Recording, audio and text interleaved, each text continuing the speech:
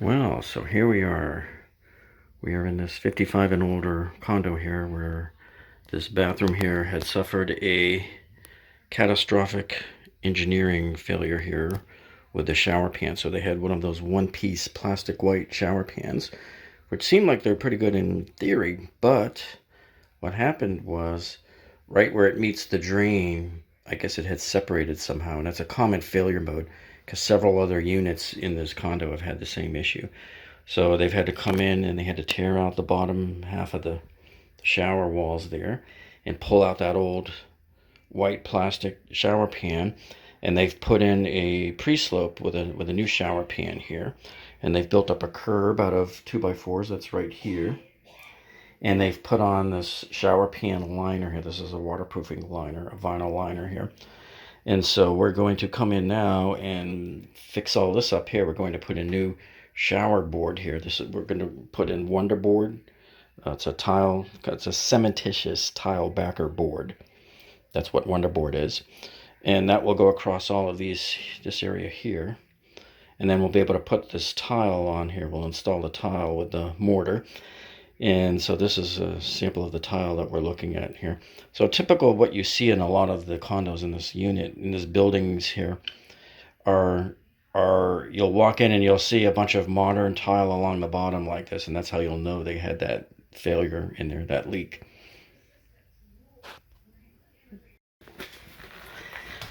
So we have a sample of floor tile that we're playing with. I picked this out this morning from Home Depot. This is about $10 a square foot. This is real cheap. This is like $1.26 a square foot. It's real thick. It's like 5/16 inch thick porcelain.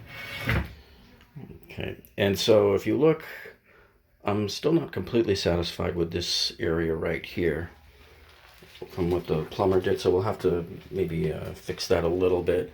I don't like the fact that they cut this right here. You're supposed to have this come like all the way over here. This whole area is still a wet area right up to the drywall here. So this should not have been cut, in my opinion. It's not as relevant really because once we put our wonderboard over there, we're going to be rolling over the Mapei Aqua Defense over that, and I typically will put like fabric around these types of seams and everything, and get it all coated and waterproofed anyway. But if you're going to be putting one of these on, the best way to do this is to come all the way over with no seam on there. Don't cut that. Other than that, the height is fine all the way around, and this goes up and over the curb, no problem. What we have to do though is once I put in these wonderboards around the wall here, we have to build up our shower pan area here with floor mud. And so that's kind of like a dry pack type concrete, but that's made out of mostly sand. And we'll create our slope all the way down to the drain. That will perfectly make a good surface for this to be mortared down onto. And then once we have that perfect surface here draining down, sloping down to the drain, we can go ahead and install our tile. Now, my preference is to do the floor tile first, because then it's better to have the wall tile come up and mount on top of the floor tile like that. And then we come along and we put silicone along that change of plane there. A little bit of an engineering dilemma that we need to solve here, because if we just put regular 1/2 inch tile backer board here to mount our tiles on, now the tile backer board would match up to this other existing wall board here. The problem is though, you see these tiles here, they're only 1/8 of an inch thick, but compare them to the thickness of the porcelain tile here. Porcelain tile is way thicker. So the porcelain tile would stand out proud this way from the wall. So what we have to do now is we have to use a thinner tile backer board here. And here's an example of it. So here's the cementitious wonderboard we're going to use. So here's their standard 1/2 inch here. What we're going to use over there is this 1/4 inch board. So they make a 1/4 inch board there at Home Depot that we picked up. And so this is what we're going to place on the wall there to take up that slack. So that way the tiles won't, the big tiles, the newer tiles will not stick out proud of those smaller, older tiles.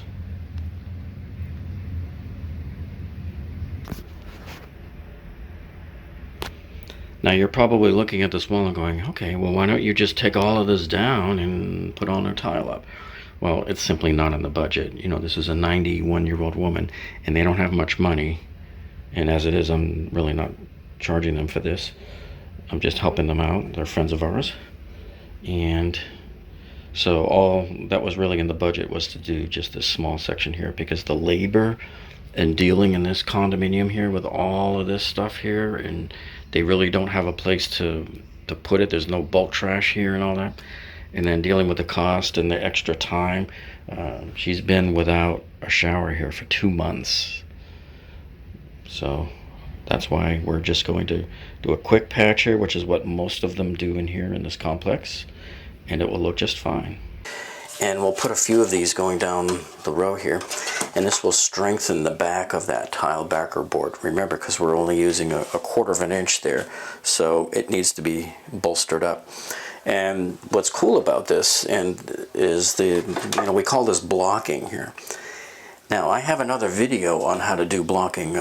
Specifically, we do this a lot when we're doing kitchen cabinets, and we call it cabinet blocking, where we put 2x4s between the studs in the kitchen there so that you can hang your cabinets right directly onto good, thick, solid wood structure. Okay, so there's our first 2 pieces of wood blocking in there.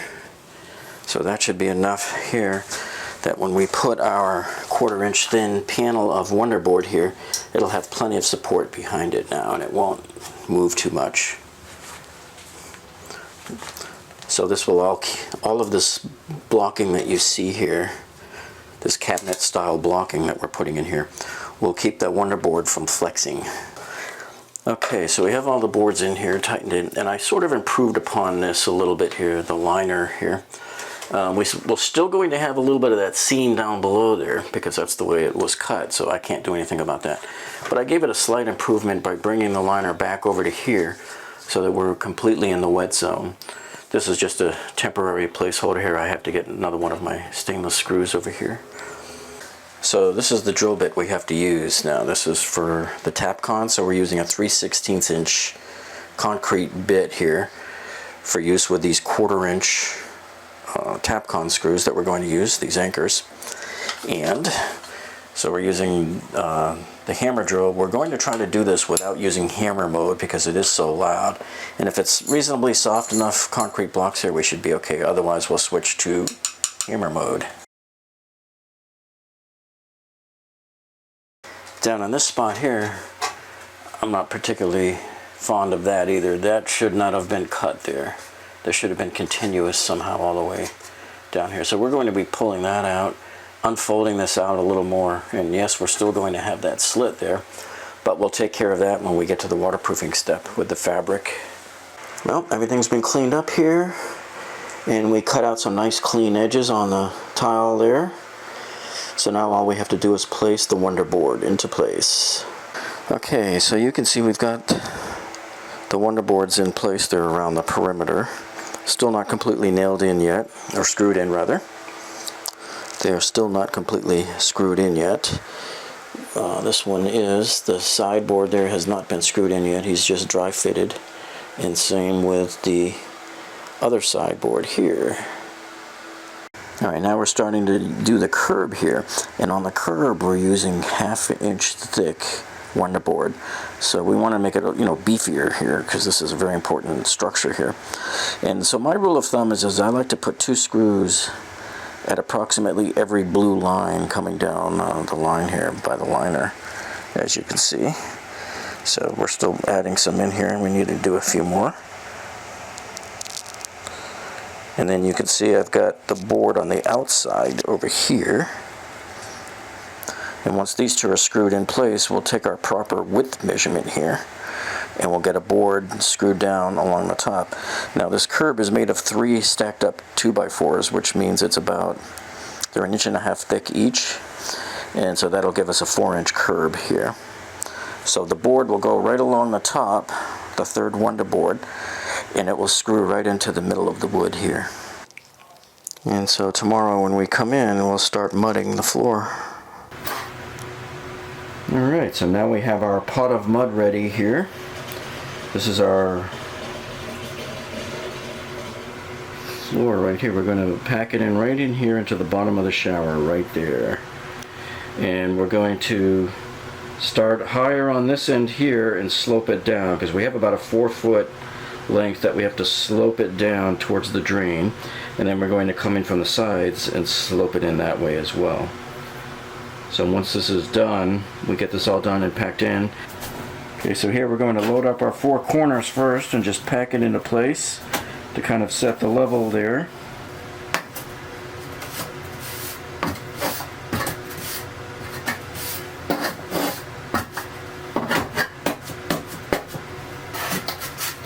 So you can see there's a lot of sand in this. It's much more sand in this than in normal concrete. And so it'll actually look like it's really dry when you're playing with it. But believe me, it's moist and it will form and smooth down and everything. And when it dries in the morning, it's going to be rock solid. Okay, now here you can see we have our line on the wall there. That's where we're supposed to build the mud up to there. And then we have our 2 packs of mud right there. And so we make that level going all the way across to the 2 of them there, see? So what will happen is we like to have it nice and level right where it meets the wall, so that when you put the wall tiles on, it'll be a lot easier to deal with, and same with the floor mosaic tiles as well. And then it will all start to slant towards the drain.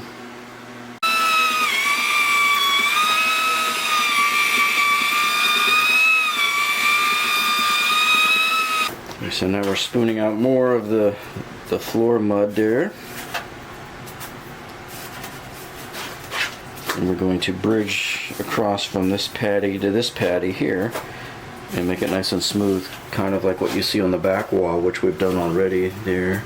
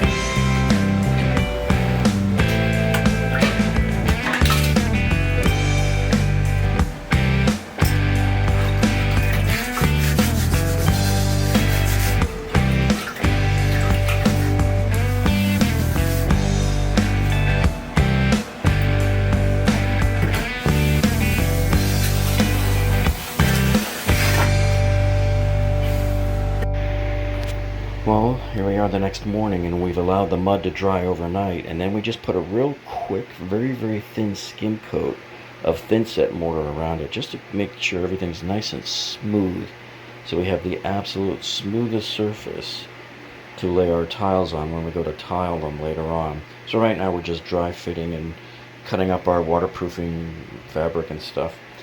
And what we've done here near the drain, what we did, you can see we sort of added a little more thinset here as we narrowed down here how the tile is going to line up to the drain.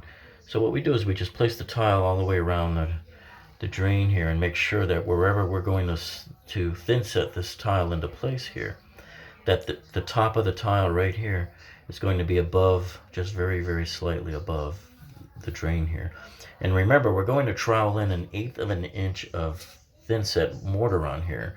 And then, because with this mesh, you don't want to go any thicker than 1/8 of an inch, because then you'll be thicker than the tile, and it will just ooze up between all of the grout lines here.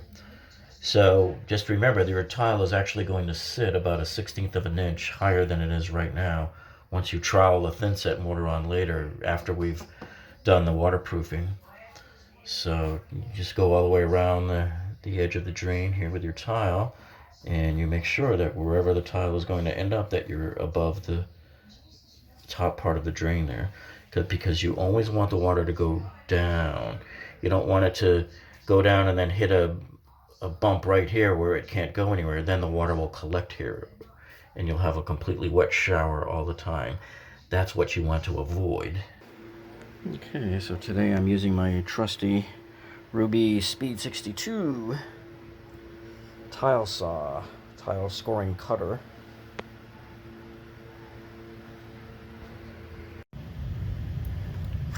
Alright, so you can see I've used the Ruby tile saw here. So you can see I've made score marks along these, and sometimes you get lucky and one will just snap off on its own. These other ones here will just do it with the tile nibblers. To a piece, they go pretty easily. Watch this. See, they almost shoot off themselves. And it's okay if it's not completely straight here, because this is going up against the wall. Okay, here we are the next morning. It's all dried, nice and dark green. So now we're going to start placing the floor tiles right down here first. And as you can see, if you remember last night, I traced all of these tiles here, and I cut them this morning on the wet saw. And we're just dry fitting them here now, and it looks like they're going to fit nicely around the drain there. Okay, so I've got our first bit of thin set down, and we're just going to lay the tiles down on top. Okay, so we're just stitching in our little pieces here one by one. And as I put them in, I try to mash them down and angle them in towards the drain to continue the slope down into the drain. Okay, so all of our mosaic tiles have now been set into the thin set mortar, and they're in place around the drain. So we have to let this dry for 12 hours. We're going to let this dry overnight, and then when we come back in the morning, we'll be able to put our tiles around the edge here. Well, here you can see we've gotten some of the wall tiles in place now. We still have to work on the curb, the top of the curb here. And so right here I'll have to make a cut on the wet saw. All of these I was able to make here with our Ruby 62 tile scorer cutter. And then I'll have to cut a piece here and a piece here as well. And we have to cut these on the tile saw also, because I want to make sure we have perfectly straight edges when I put them over the top here. We were going to use a 6-inch sill. Unfortunately, because of the size of the curb that the plumber left us with, we're at about 6.5 inches wide here now. So we have to just use the tile. I was hoping to avoid that, but I'll only have 2 grout lines. Okay, so now as we're doing the curb here, you can see we have like a little trough that's formed here between the 2 side pieces. That's because this one has to be up higher than this one in order to slant the water, for the water to come down like that, make a little downslope. So what we're doing here is we're just putting mortar in right in there and filling it up to the top and scraping it down there. And then we'll back butter our top tiles and we'll lay them right on top there. Okay, so we've got the first 2 curb pieces on there, and we've just completed putting thin set across the trough in there for the 3rd section there. And we're getting ready to put our last piece for the curb on there. And then a lot of times when you're remodeling in the showers and the bathrooms and stuff, you always run into this type of stuff. It's what happens to all the damage on the outside there of the area here. So what we're going to do here is we're going to patch that up with some of this alkaline mesh tape here, put some thin set on it, and then I got these bullnose pieces here, and we're going to run them straight up the wall here as a border. So you see it'll cover that area there. we have another piece of tile that we're going to put right in that area there. We couldn't cut this one to go down and around because it was too tall this way. There would not have been enough meat left over to make it reach all the way down to the floor. So what we have to do then with this is we're just cutting a small piece to put down in there and fill in that void. But we're going to run these here, the bullnose pieces, we're going to run all the way up the wall there, this line here, to kind of finish off the look. That way you're not stuck looking at this kind of edge here. And so here we go. All the way up the wall here. We have these trim pieces are in now. And here it is from the outside, and you can see it's starting to take shape here. I'm really glad we got these bullnose pieces. And even though these are not made by the same manufacturer that made the bigger field tiles, it actually matches them pretty good. So we're about to grout now, and I'm using Mapei's Caracolor U, which means unsanded grout. And I'm also using it here with the grout maximizer. And what you do is you mix the grout up with this instead of water. You don't use any water at all. So this is a grout sealer and additive. And so this way here you don't have to bother sealing the grout afterwards because it's all contained right there in the mixing process. So there's the grout in the bag, still in powder form. It's called frost. And then when you mix it up, it's a little bit of a darker gray, but it will lighten up a little bit too once it dries. So what we're going to do is apply the grout here to the walls first and go all the way up. We'll just start at the top and work our way down. And once we've done the walls and the curb, then we'll do the floor here. Alright, so I'm starting up in here, just filling these big gaps along the top where the seam is between the new tiles and the old tile. I want to get all of those filled in nice and solid. What I like to do is I'll grab my sponge, and the area that I'm about to do, I make sure it's nice and wet like this. See? Nice and glossy here. And we scoop out some grout.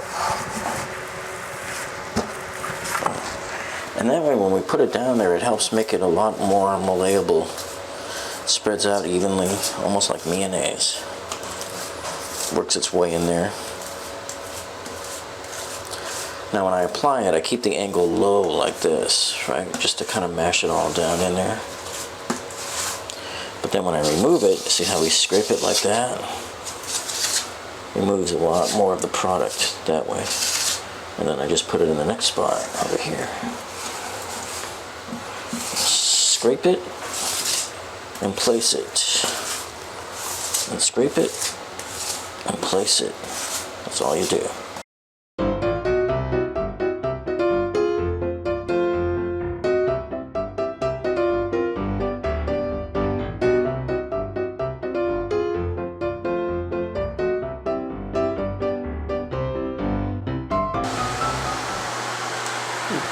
Okay, and here we are with our final look here after we've grouted. So it's looking pretty good here. We're just going to come in tomorrow once this dries overnight. We're going to put some silicone across all of these changes of plane here and up the corners because I don't grout on the corners. And I'm thinking I'll even run a strip of it across the top where the two different types of tile meet, just as a third insurance policy there against any kind of water ever making it past that seam there. Alright, so I've got my silicone. It's a color matched silicone caulk here. And I'm going to silicone right up the corner here. And then we'll do along the corners here on the floor. And then I'll run beads of it across the top here where the new tile meets the old tile to make sure that nothing ever gets through there ever. And then I'm going to use my little Kramer Fugi kit here. This will profile it down to the perfect shape. Okay.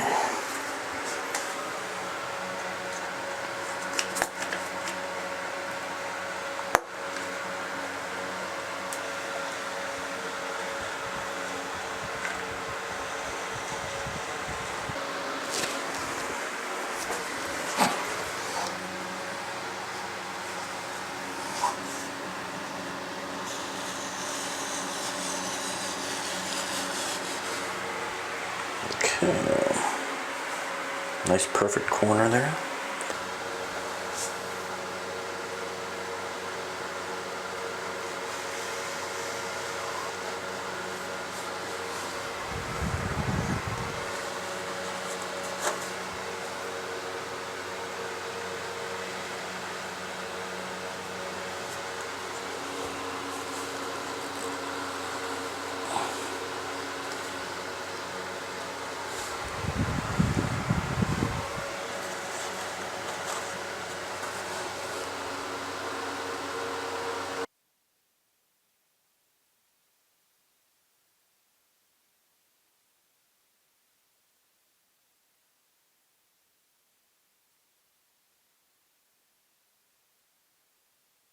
Now with the new glass shower doors on here. So everything's really tied together nicely now. It all looks really nice here. Take one final last look inside here. Still waiting for the plumber to come. He has a kit that he wants to put on there. So I hope this video helps you in case you run into a similar situation here. And if you like this video, go ahead and give us a thumbs up down below. That tells us that you like us. And if you haven't subscribed to our channel yet, make sure you click on that subscribe button down below there and click on the gray bell icon next to it. That way you will be alerted to every single video that we upload, so you won't miss another high quality video like this one. And that's it for this week, folks. Thank you so much for tuning in, and we'll see you on the next one.